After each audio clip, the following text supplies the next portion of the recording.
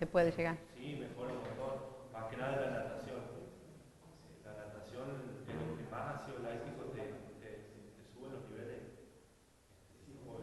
Después vamos a ver lo que el ácido láctico, digamos, tiene otras funciones también, el hecho de la que también por eso.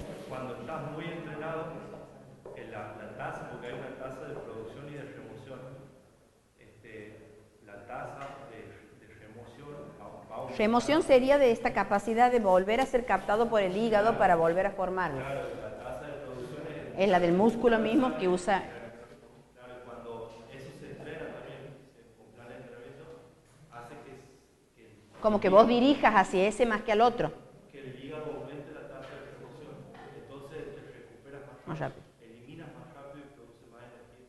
Claro, porque lo que logras, evidentemente hay determinadas actividades físicas que dirige hacia eso, es que todo el ácido láctico que forme sea más rápido transformado en glucosa, porque la presencia del ácido láctico es la que produce el dolor y el cansancio. Entonces, si vos tienes una manera de estimular este circuito de remoción, es como que le sacas el ácido láctico y lo vuelves a transformar en glucosa y se debe. Y eso es más, por ejemplo, si juegas un partido y te quedas en tu casa esperando que se te vaya, te demora una semana y se le hace láctico. En cambio, si haces Otro más de... No, si haces algo para como limpiar, ¿me entiendes? Como por ejemplo, ¿cuál? Los trabajos regenerativos que vos bajas la intensidad, haces un trabajo de trote del 40-30% y vas limpiando. Y no se genera el extracto porque vos no estás en una fase anaeróbica. Vos haces una fase aeróbica y vas limpiando. Mientras estás en el aeróbico baja. Que como que no le permite estar. Por eso cuando vos terminas de hacer un entrenamiento te dicen, trota, cuando tienes una exigencia, Elonga. Andá a trotar 10 minutos a un bajo ritmo, que siempre son 10, 15 o 20 minutos, dependiendo del grado de entrenamiento que tengas. Y le hace consumir el ácido láctico. Para consumir todo el ácido, cosa que al otro día cuando te levantes ya no tengas tanto ácido láctico. No te sientas, mira vos, claro. A veces es evidente porque yo una vez digo, porque a veces tenemos una semana en irse y si hace un determinado movimiento, una determinada actividad, como que te limpia. Como que lo sacas. Entonces, hay algo Que lo está estimulando ese paso. Los jugadores de fútbol cuando terminan un partido, no es que terminamos y lo vamos. Y se va. Los hacen correr otro poco. Sí, tienes razón, que eso he visto muchas veces que lo hacen.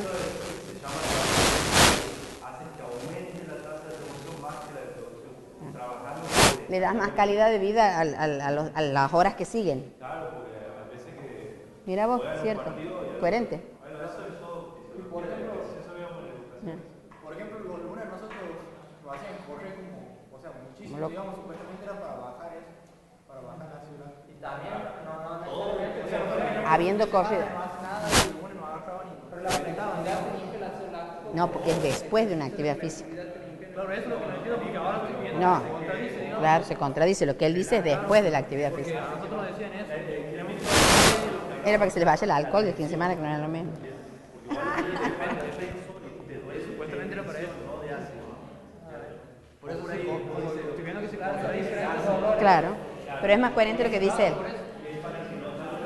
Seguimos chicos. Si no, no vamos a terminar. Para el otro. Miren, ahí está un poco la explicación esta. El lactato formado por la degradación de glucógeno o glucosa en músculo es oxidado a dióxido y agua en el propio tejido, previo paso a piruvato cuando el suministro de oxígeno es suficiente, o sea, en actividad aeróbica. Sin embargo, en condiciones de actividad contráctil intensa, por eso es lo que hablan de la anaerobiosis cuando es para cortos y intensos, la provisión de oxígeno no alcanza las necesidades de oxidación. Entonces, parte del lactato pasa a la sangre, captado por el hígado, donde se convierte en glucosa y glucógeno. Cuando la glucosa desciende, el hígado degrada su glucógeno y envía la glucosa de nuevo a circulación.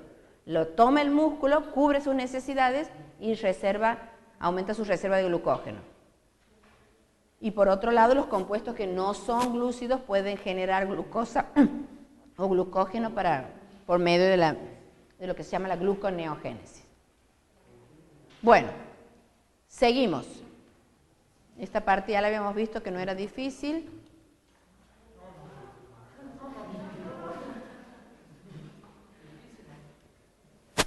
Habíamos visto entonces la glucógenogénesis, fabricación de glucógeno a partir de un exceso de glucosa incorporada. Glucógenolisis, liberación de glucosa a partir de glucógeno en periodos de ayuno. Y después estaba la propia utilización de glucosa, que se llama lisis de la glucosa, o sea, glucólisis. O glicólisis también es un sinónimo. ¿Qué objetivo tenía esto?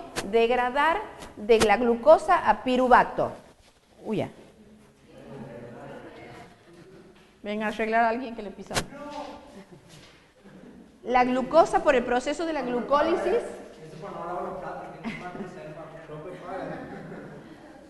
A piruvato. Jaime, mandate la parte que no me has invitado. Glucosa entonces por medio de la glucólisis a piruvato. Pasaba por el gliceraldehído, en el primer paso tenía 2 pasos. Lo importante aquí es que el piruvato tenía 3 átomos de carbono. Partíamos de uno de 6, llegábamos a uno de 3. Este compuesto, por la decarboxilación oxidativa, podía ir al ciclo de Krebs, por la fermentación láctica a ácido láctico.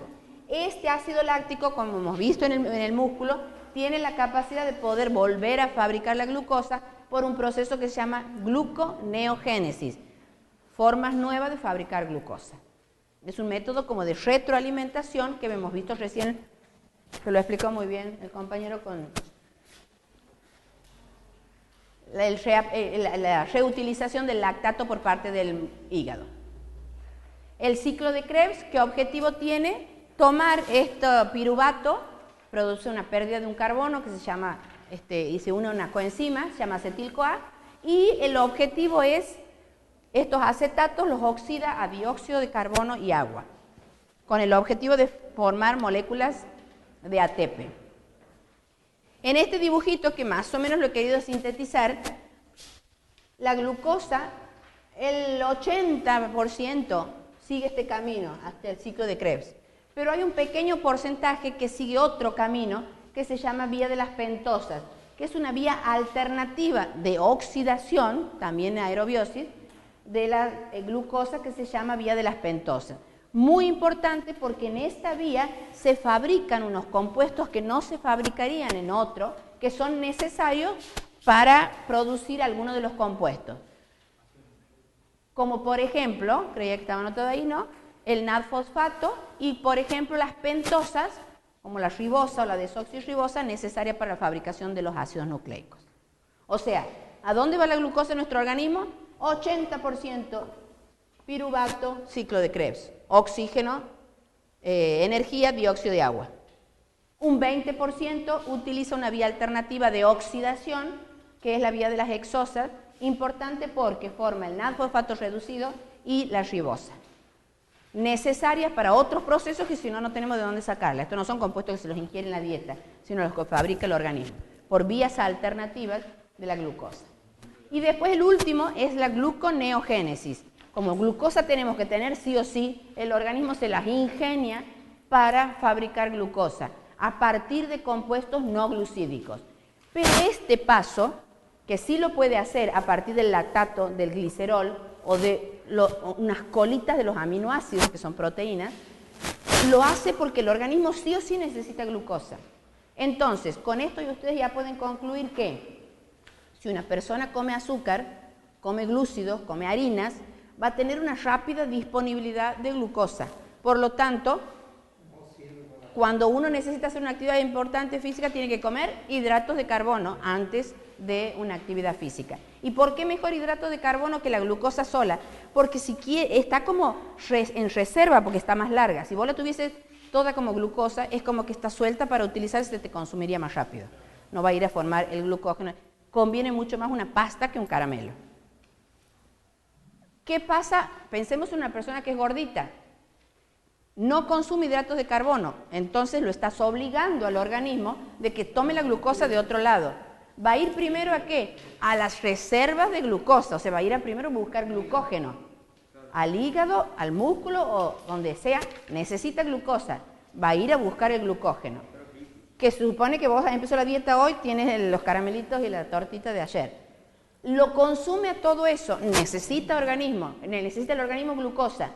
En segundo lugar, ¿a dónde va a buscar? Ahí va a los lípidos. Pero los lípidos no es que le forman glucosa, los lípidos le aportan energía, porque las funciones vitales. El organismo debe formar glucosa a partir de, por ejemplo, otros tipos, como puede ser el lactato, como puede ser el glicerol, que es la cadena de alcohol que unía los ácidos grasos. Y después, suponiendo que se le ha agotado todos los lípidos y que no tiene lípidos donde tomar para la energía, recién va a buscar las proteínas. Y eso se supone que en una persona adulta, para que eso suceda, está en un estado de anorexia importante o de inanición terrible. Por eso cuando ustedes habrán visto muchas veces que las dietas, como por ejemplo las hiperproteicas, se consume casi nada de azúcar, casi nada de hidrato de carbono y aumentan mucho las proteínas.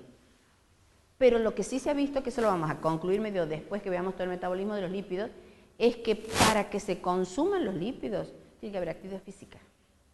Porque no aporta glucosa, sino aporta energía y le ayudamos mucho más con la necesidad del movimiento contráctil para que vaya a tomar esos lípidos para degradarlo. La mayor persona quiere bajar peso, bueno, deja de comer. Deja de comer. Si bajan en algún caso, pero si haces gimnasia seguramente te va mejor. Bien. Bueno, la glucólisis entonces la pasamos medio rapidito.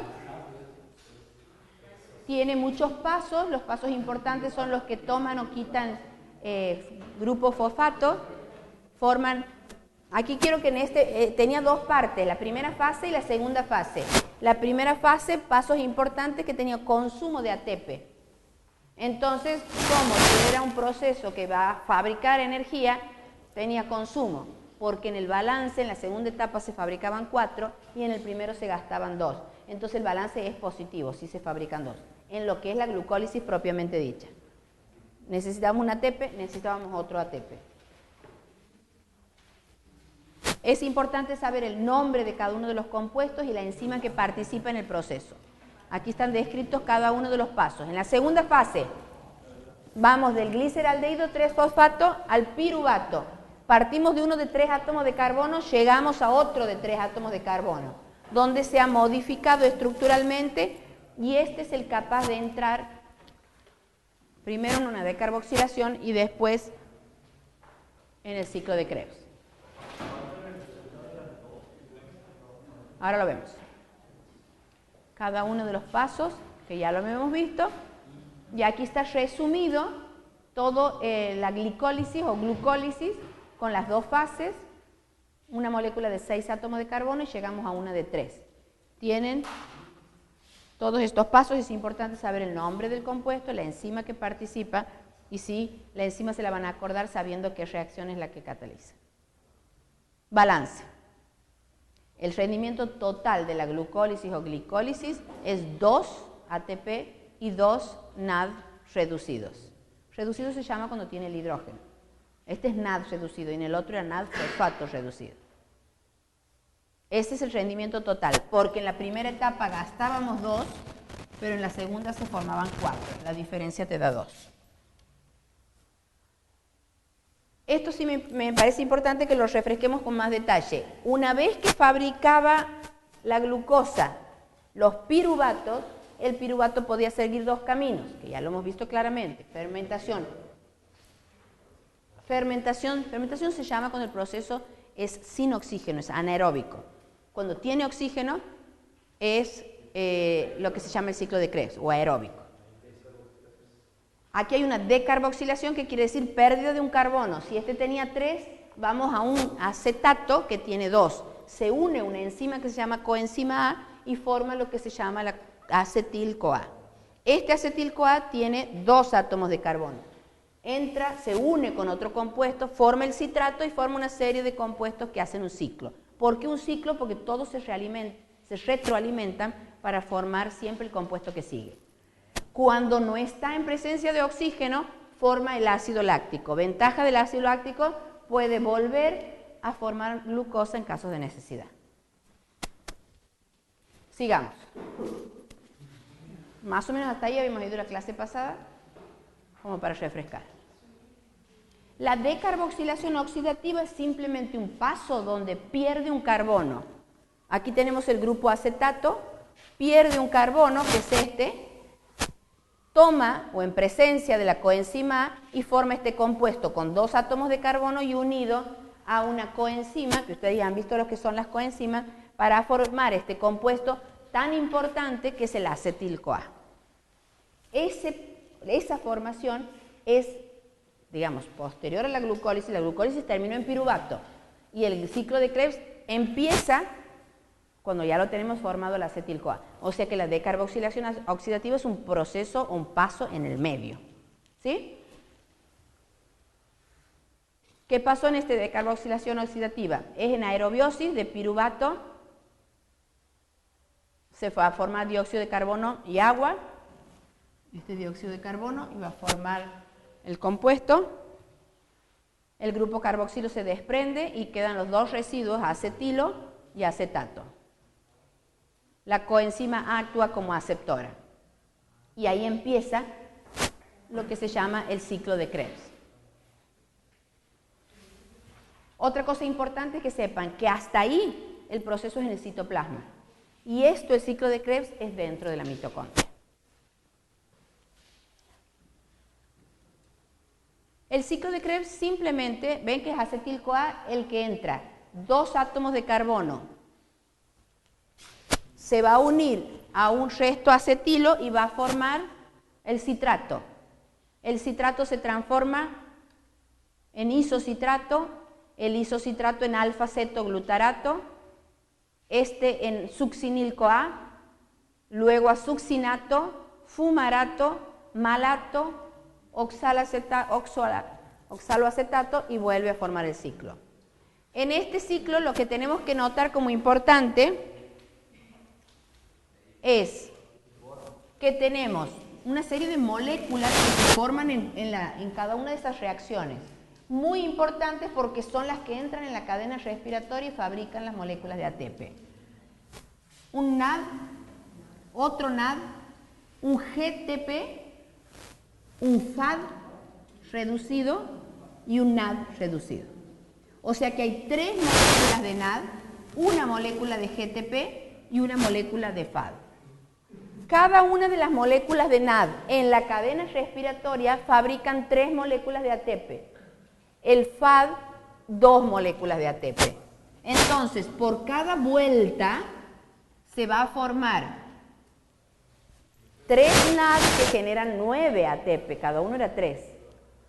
Un FAD que genera 2 ATPs. Este GTP, por una reacción de intercambio en las bases del fósforo, genera 1 ATP. Por lo tanto, en una vuelta, 12 ATP. Si hemos dicho que por cada glucosa se formaban 2 piruvatos, por lo tanto 2 de acetil-CoA, es multiplicado esta vuelta por 2.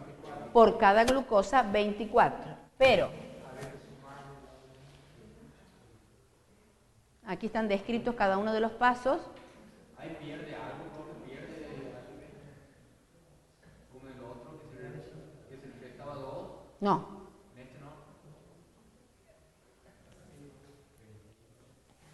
Teníamos entonces en la glucólisis,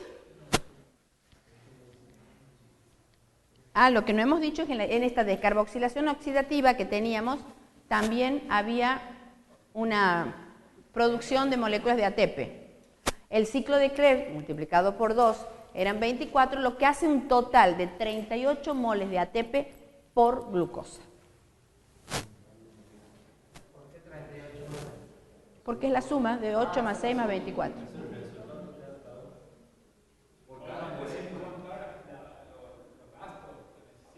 No, ya es con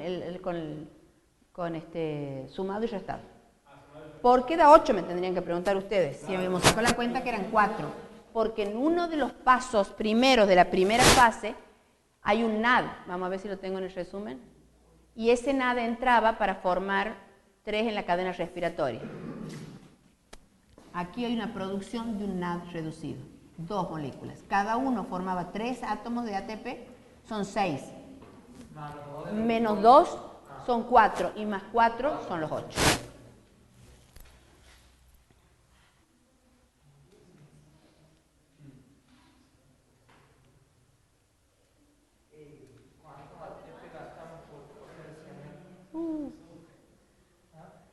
Está medido, ¿no? Tiene que ver con la carga energética.